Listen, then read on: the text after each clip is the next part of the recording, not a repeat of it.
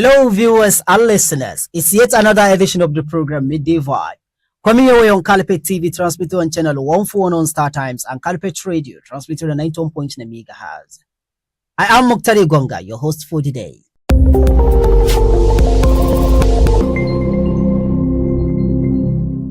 Patients, during their stay in hospitals as they receive treatment, they have rights that tend to be protected. And there are people responsible for protecting this right of the patients. Are the patients aware of this right? And how are they doing, or what people are doing in safeguarding the rights of patients in hospitals? That is what we'll be looking at today in today's edition of the program. And with me in the studio, I'm honored to have registered nurse Usama Abubakar Tara, who doubles as the secretary of the National Association of Nigerian Nurses and Midwifery, Usman Danfodiyo University Teaching Hospital chapter here in Sokoto State. Nurse Usama, you are welcome to the show. Thank you very much, Mukhtar, for having me. All right, without much ado, we are going to start the conversation. Just remember that soon enough we'll be giving you time to join the conversation. But before then, Malam Usama, or Nurse Usama, let me say, we have just had patient have right. So for a start, what is the right of a patient in hospital? Thank you very much. Once again, Malam Mukhtar. Patients' rights or patients' bills of rights. When we say patients' rights, it means they are all the legal and ethical entitlements of individuals who are in a healthcare setting, be it hospital, clinic, or any healthcare setting seeking for health services. And this right or entitlement are not favors to healthcare or to healthcare seekers as individuals, as families, or as a level of community. It's what they are entitled for by the law of Nigeria. It's what they are entitled for by the regulations and the provisions of ethical or professional regulatory bodies. So they are all what they deserve, or they are all their entitlement as patients or as clients in a healthcare setting. Okay, so I think mostly we believe nurses are the sole administrators of taking care of patients in hospitals. And mostly we see that because they do all it takes to ensure that patients have taken their medications as prescribed. They take care of the stability of the patient and what have you. But yet, sir, there are some issues that are creating misconceptions in people. And when they start thinking, does patient really have right? Let me start with this one now. It's part of the reason why we initiated this program. You'll see that, like on emergency, does let me say, a patient have anything that would deprive him from having treatment on emergency? Like when he was brought on emergency, is there any condition before he's been treated? Maybe before answering this question, I need to make a brief clarification. Okay. I don't think any professional, a licensed nurse or a medical doctor or whatever, can think of depriving any patient a right to services. Let alone a patient who is coming with an emergency situation. What is lacking here in most cases is lack of awareness or lack of or communication gap. But by law, no patients should be denied the services of any nature in a healthcare setting. Because even in our constitution, the section 33 of our 99 constitution states that patients have rights to life. And you cannot live until your need for healthcare services have been attended to. If this should be neglected, especially at the level of emergency services, individual can risk losing his or her lives. And even maybe narrowing this from the 1999 constitution to what we have in 2014, I think, what is called a National Health Act of 2014, states that no patient should be deprived any services as a healthcare setting by whatever reason, including inability to pay. Okay. So even if you don't have the capacity to pay for such services, especially the emergency services, so no institution reserves any right to deny you any services. Okay, but before we go to these services, because there are a lot to say, and I know people have a lot to talk about in this regard. Now, when we talk about rights, that means there are list of them or series of them. Yes. Can we have some? Yes. These rights are there in our constitutions. Okay. They are there in our National Health Act of 2014. They are there in our 2018 Patient Rights Charter, as they call it, including right to life, right to services, right to privacy. Right to privacy here means because you are being taken to the hospital, no healthcare professional reserves any right to go outside with the information regarding your diagnosis, regarding your treatment plan, including your family. There are certain diagnoses or your health situation. The healthcare professional don't supposed to take it, disclose it to anybody, including your family member. Yeah. So you have that right. You have right to confidentiality. Okay. Yes, you have right to even making decision when it comes to the services. You have the right to choose. Yes, I will accept this treatment, or I will not. Yes, or I will not. Okay, thank you very much, viewers and listeners. This is still your show, Midday Vibe, coming your way on Calipet TV, transmitted on channel 141 on Star Times, and on Calipet Radio and Television on YouTube, and on Calipet TV on Facebook. And you can also listen on Calipet FM 91.9 megahertz and on www.calipetbroadcast.com, as well as our tune in at Calipet Radio. All right, in the studio, I'm with the registered nurse Osama Abubakar Chara. All right, Osama, now, how did you think lack of awareness from the side of the patient can hinder their accessibility to this right? Yes, some saying goes like this, that a problem half known is a problem half solved. Yes. And you cannot know anything if you lack the awareness of that issue. So awareness is a major issue here. And when you look at this, especially in this part of the world, yes, poor literacy level or literacy level is a major issue. People are lacking the education to know how to channel their complaints. So all these play a role significantly. Okay. Yes, to depriving people their right. Okay. Then issue of language barrier. Okay. Yes, because of the poor literacy level, most of these are being put in black and white. Okay. And in a language that is we find it difficult. Okay. Because of our literacy level. Somebody will feel, if I must use English language, for instance, to put forward my complaint, then I would rather just allow it to go. I would just surrender my rights, not have you. So language barrier is a factor here.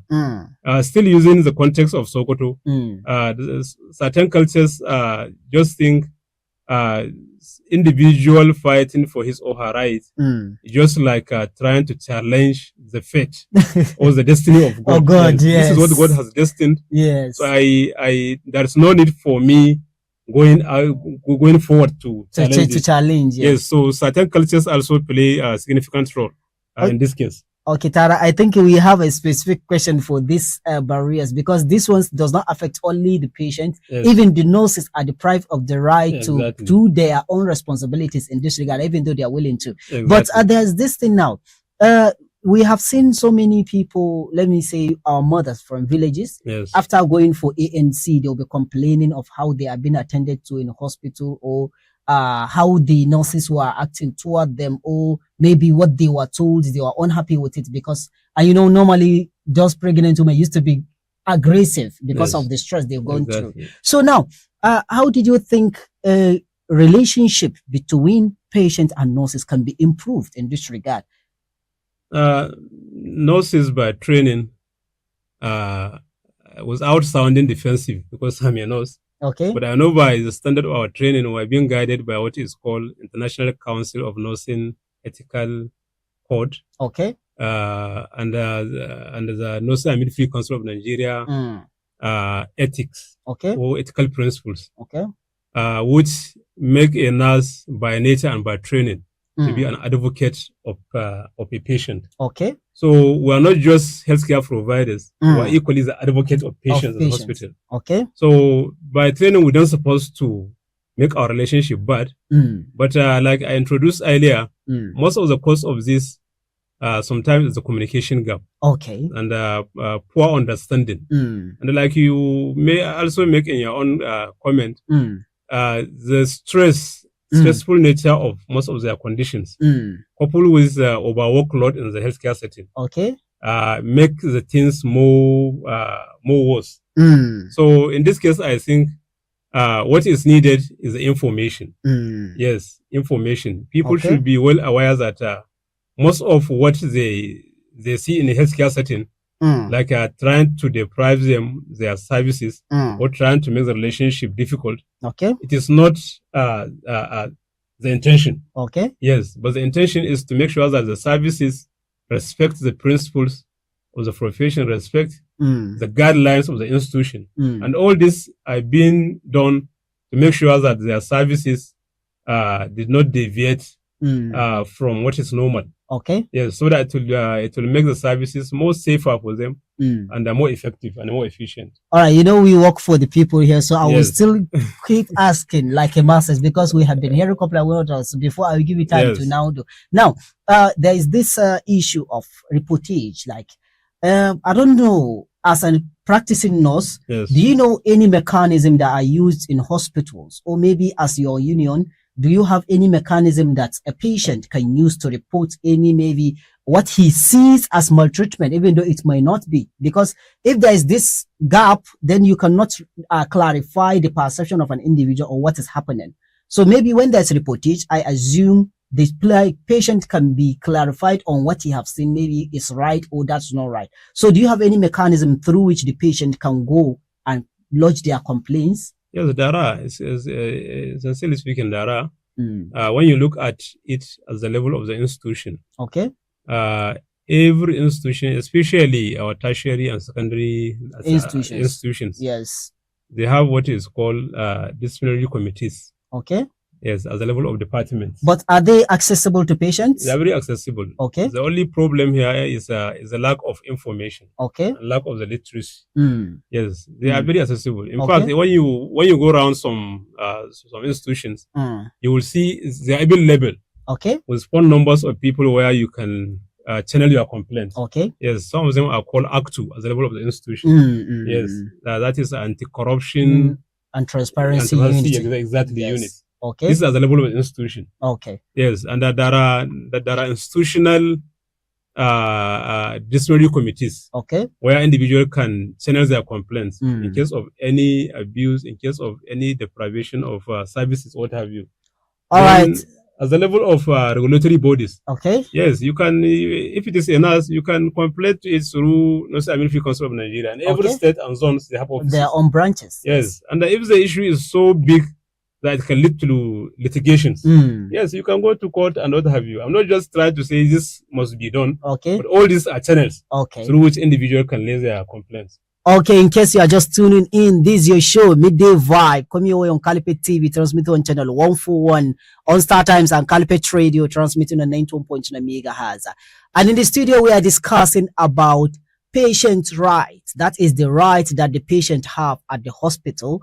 And with me in the studio, I'm honored to have Nurse Usama Abubakar Chara, who doubles as the Secretary of the National Association of Nigerian Nurses and Midwifery, Usman Danfodio University Teaching Hospital here in Sokoto State. Nurse Usama, now having heard about the mechanisms, now there's this thing that usually happened, and it has been a problem to a lot of people.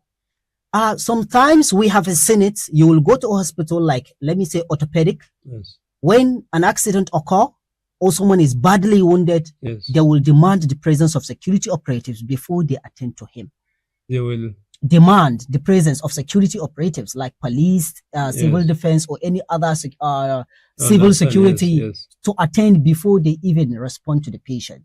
Is that legal, or what is the basis for this?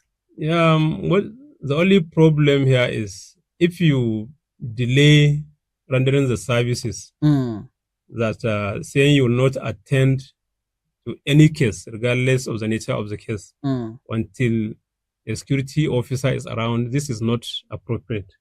But we have been seeing it. Yes, but it's a requirement. Okay. Yes, you can begin your services, but asking the people that brought that patient to please try to inform security officers. Okay. Especially now that the security situation in the country is so fragile. Yes. You cannot just have a victims rush to the unit with a wound that looks like a gunshot. Okay. You don't know whether it is a criminal. Okay. Is he a bandit member? Is he an armed robber? You don't know.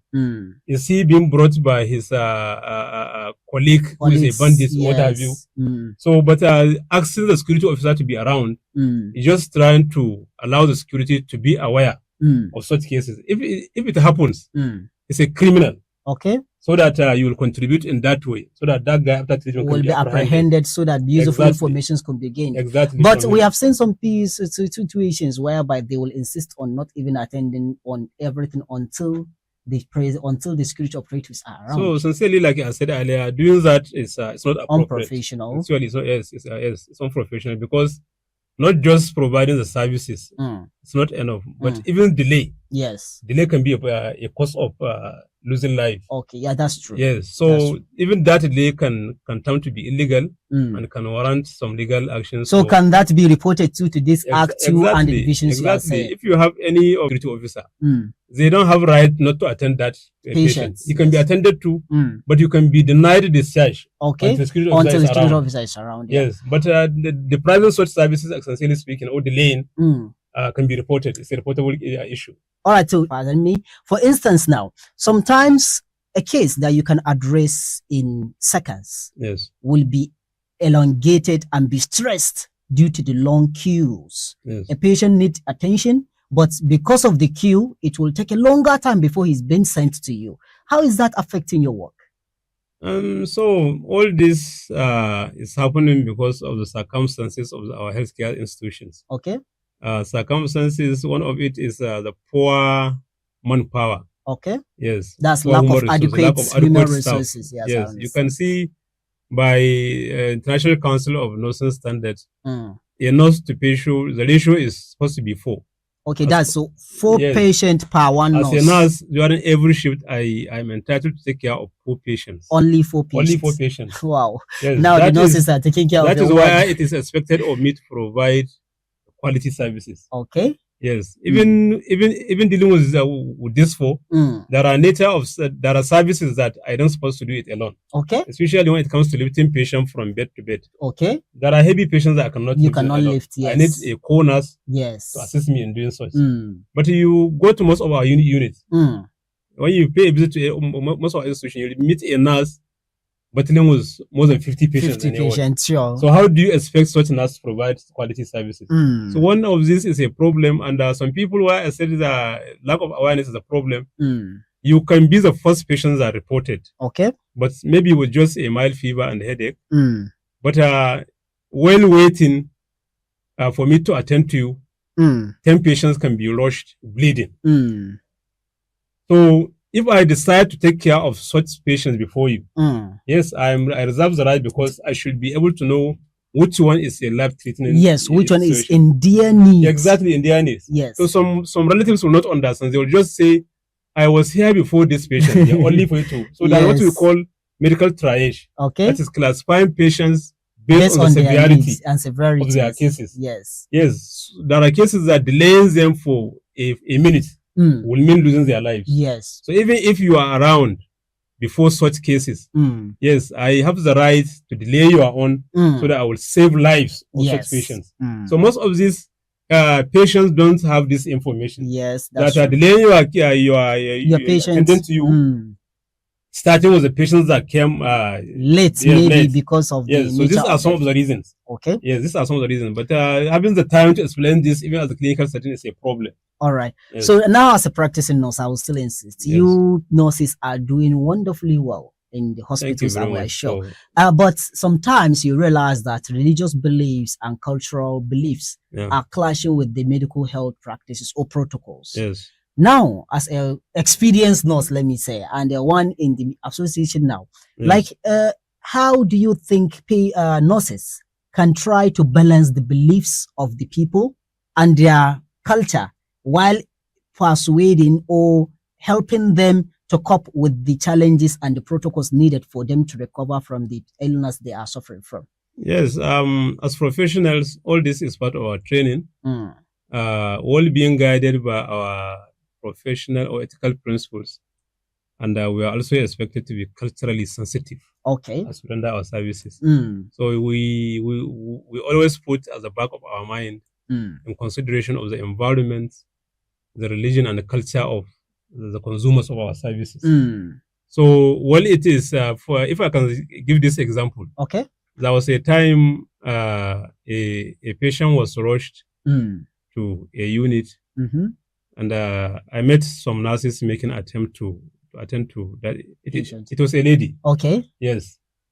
Attempt to save her lives, but the husband was insisting that his wife should not be attended by a male healthcare professional. But around there was no presence of female healthcare professional. So you can see in this situation, you are required as a healthcare professional to respect the culture and religion of the consumers of your services. And the client also reserves the right for his life to be saved by the provision of the Constitution, Section 20, that says every individual has the right to live. Yes. So will you surrender such right of the client, allow him to die because you want to respect the culture and religion of this? Definitely. So all these are some of the reasons or some of the causes of such clash. So in this situation, you are in between of what is called dilemma, ethical dilemma. Yes. You are in between to either choose to respect the rights of these patients, to save the life, or to respect the values of the patient relative. Yes. There was a time I was working in pediatric unit. A Christian fellow brought their child. She was paper white. When we say paper white, she was in their need of blood. Yeah. Yes. Blood transfusion. Blood transfusion was quickly ordered. But that individual stood his ground that his child should not be transfused because he is a member of what is called Jehovah's Witness. Whoa. Jehovah's Witness are type of Christian faithfuls who don't receive blood transfusion. Wow. So going ahead to transfuse that child will mean disrespecting the religion of that family. Of this particular individual. Yes. Then if I insist I must transfuse, then I'm trying to save the life. Yes. So in this case, respecting, saving the life of the individual come first. Yeah, it's pretty. Should come first before this. Yes. So let's save the life first. Then we'll now discuss about your own faith. So all this, there are so many examples that are causing clash, that are causing. But sometimes even to have the time and explain, because I cannot sit down explaining all this to that family. Yes, of course not. Ignoring that life to be lost. So some of them will just say, but you do not explain to me what it is. That not transfusion will mean death. But wasting such 2 minutes will mean a lot in saving that life.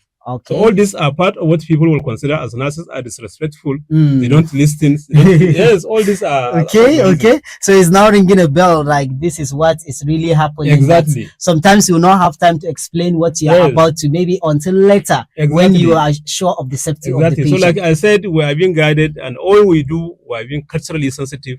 Where there are needs to prioritize respecting the culture or religion, we do that. Especially when it comes to issue of consultation. Yes, consulting a lady, if the husband is around, we allow that. Yes. In fact, it's part of the regulations now. Yes. You must allow the presence of the husband so that though the patient reserves the right for privacy and confidentiality. But because the religion and culture of that family frown at allowing just a man and a lady in a close place. Yes. So we allow that. All this, we are not just trying to disrespect the ethical principles of confidentiality and privacy, but we are trying to be culturally sensitive. Okay, Tara, you earlier, as we start this conversation on this topic, particularly on this question you mentioned about training. Yes.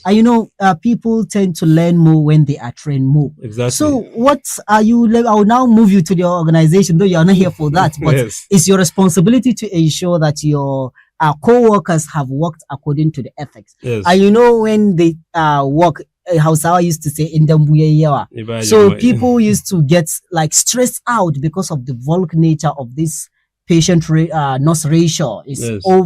tripling or as in quadrupling and more. So you will realize that someone have to be tired, and he will now start to develop some kind of. So what type of training, or did you train your staff on self-regulation and emotional, let me say, intelligence that they used to say? Yes, actually, all this right from commencement of job, right from the school. Yes. All these are part of the training. We are being told that we are being produced to go out for public consumption. And we are being trained for attending to cases in the circumstances of patients overflowed. So it did not stop at that. Some institutions, right, during recruitment, they organize training of this nature. Okay. Yes, you are being employed in this institution. This are the as example of the patient's inflow and outflow and what have you. Okay. So I've been trained actually for that, and there are opportunities for attending conferences, seminars, in-house training. Okay. And what have you. All these are being provided, but there is no mechanism that can be put in place to replace the adequacy of manpower. No mechanism can be put in place to replace the shortage of manpower. So that means the manpower must be provided. The best answer to this is let there be more hands. Okay. Let there be employment of healthcare professionals, and not just employment. Let them be motivated. Motivated. Okay. Yes. Yes, you can be a good number, but still, if you are not motivated, then the services rendered will be low. Yes.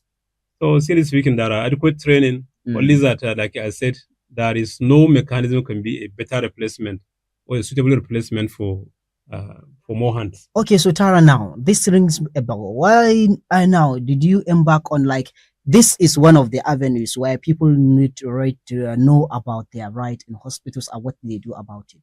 So as relatives to, because we are almost relative, you and patients, you are just in the same shoes always. Exactly. So how did you put any extra efforts, or how did you think putting extra effort of going maybe community-based sensitization on the right and creating more rapport between you and communities? How long do you think it can go in addressing these barriers that are creating conflict in hospitals?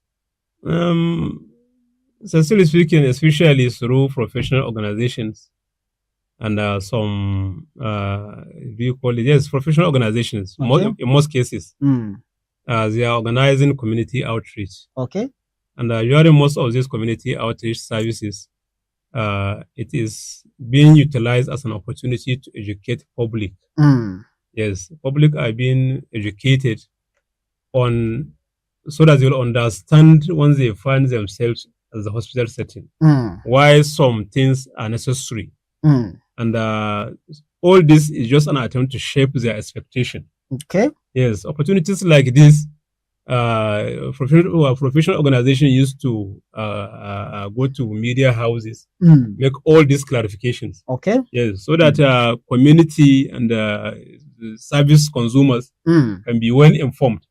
All these are, like you said earlier in Hausa, that in Dambuye or Bayajimai, the things are too much. Okay. And the hands that are supposed to do this are very few. Okay. So this is why, sincerely speaking, there are still a wide gap, yes, between healthcare professionals and the community members or the service consumers. All right, thank you very much, ladies and gentlemen. You're still on to the show Midday Vibe, coming your way on Calipet TV, transmitted on channel 141 on Star Times, and Calipet Radio, transmitted on 91.3 megahertz. We'll now take a short break. Stay tuned and go nowhere.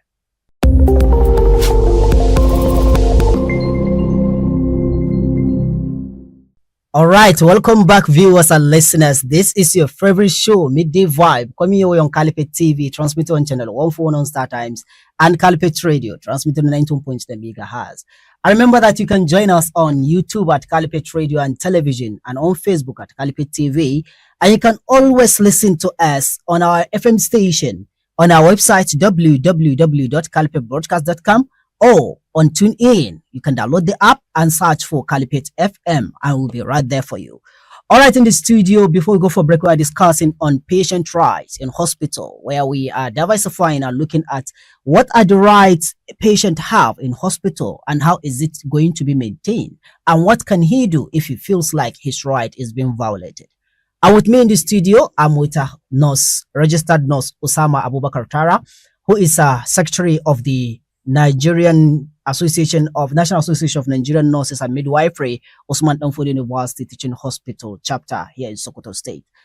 Nurse Osama, you are once again welcome back to the show. Thank you very much once again. All right, viewers and listeners, it's high time now for you to join the conversation. And to join us, you can do call on 090-6000-2022. I'll repeat the number, 090-6000-2022. This is a number to call, and you can as well drop a message on the number.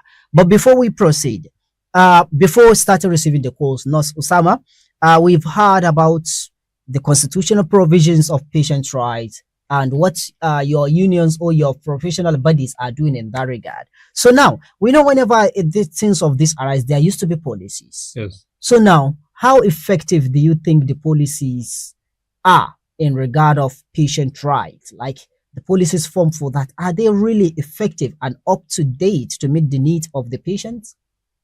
So policies are available.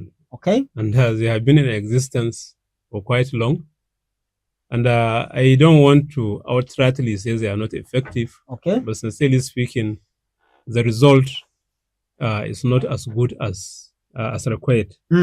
But this can be as a result of so many factors, not just the inefficiencies of the policies themselves. Okay. But on how we utilize them. Okay, that's implementation. Exactly. Implementation from the policy makers or implementers, and how people should utilize such services or such policies.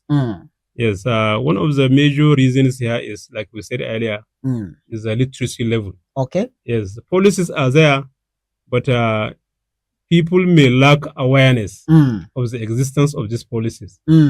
Or people may be aware of them, but they are not patient enough to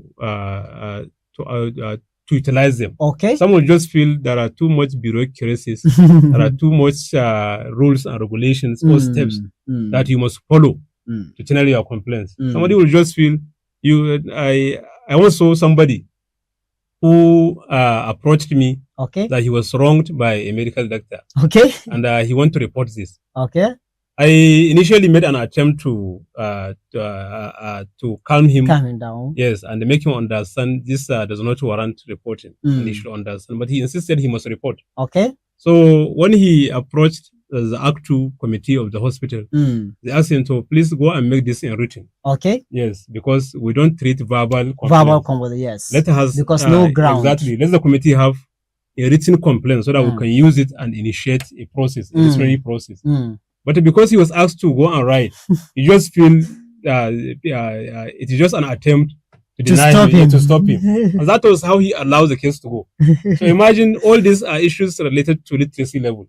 So it is not that the policies are not there or they are not effective, but how we utilize them or how the implementers implement such policies. This is one of the problems, sincerely speaking. Okay, but these policies are for you and for the patients. Yes. And I think if the patient are fully aware and well knowledgeable about it, then they will reduce the workload and the burden from your own side. Yes. Then how did you think translating this and sharing it as form of pamphlets in hospitals will go extra? How extra mile do you think it can go in addressing the imbalances between patient and the nurses? Yes, actually, there was one committee of presentations in a particular committee. I personally made this observation. Okay. That most of these policies should be translated. Like I said earlier, you can go to the hospitals. There are some flyers sticks to the walls. Yes. Trying to educate people coming to the hospital. Yes. That anywhere they are wronged, these are the committee where they should send their complaint with phone number, email, and what have you. Okay. But most of the people, they will just look at this and pass because they cannot read it.